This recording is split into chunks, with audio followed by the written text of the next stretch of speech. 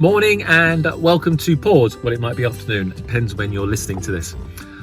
I just want to talk to you a little bit about what I spoke about on Sunday morning when I talked about the church being a lampstand. And I took this back to the fact that in Revelation chapter 1 verse 20, there's a vision of Jesus walking amongst the lampstands, and the interpretation of that by John who had the vision was that the churches were the lampstands. That's what Jesus said. And so as a church was supposed to be a lampstand. Now, whilst that may seem a bizarre thing, we had to go all the way back to Exodus to find out what the context was about the people of God and how we are lampstands. And it talks about the tabernacle and how the tabernacle, or the tent of meetings, was a symbol of the permanent dwelling of God on earth as the Israelites were wandering around. As the Israelites were moving around until they got to the promised land, that God was permanently dwelling with them in the tabernacle, in the Holy of Holies within that place. And in the Holy of Holies was a number of furnishings, and one of those furnishings was a lamp. And it was called the menorah. It had one center column with 6 columns going from it, 6 kind of arches going from it. And this lamp was always in the Holy of Holies, this place where God was dwelling.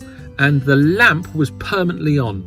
And the candles were lit, and they were always tended, so they were alight. And the symbolism was that actually, because the lamp was on, the lights were on, that actually God was present. There was this glow that came from the Holy of Holies, symbolizing God was always there. He was never out. So if the church is supposed to be a lampstand, then what the issue is actually the church is to be that permanent presence of God in the community, that as we are the lampstand, we are permanently glowing with the power of God in this place. And actually, people see the church, they sense that God hasn't left the world.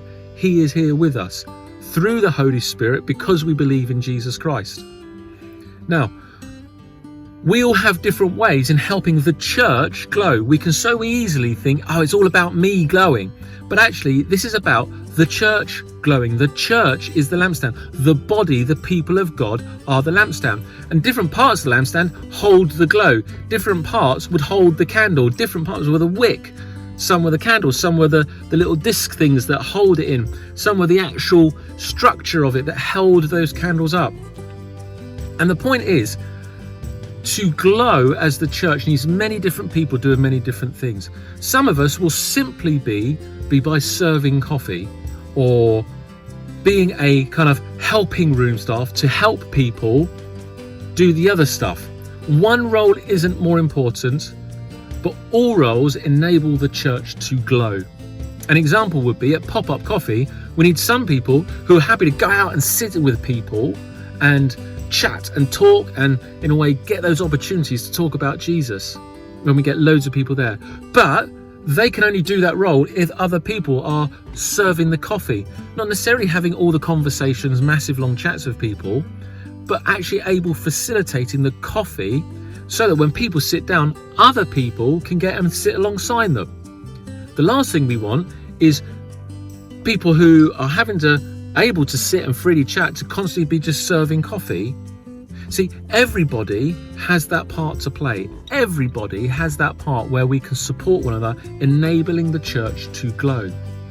So what I want you to think about is today, what is the place that you can find yourself enabling the church to glow? Is it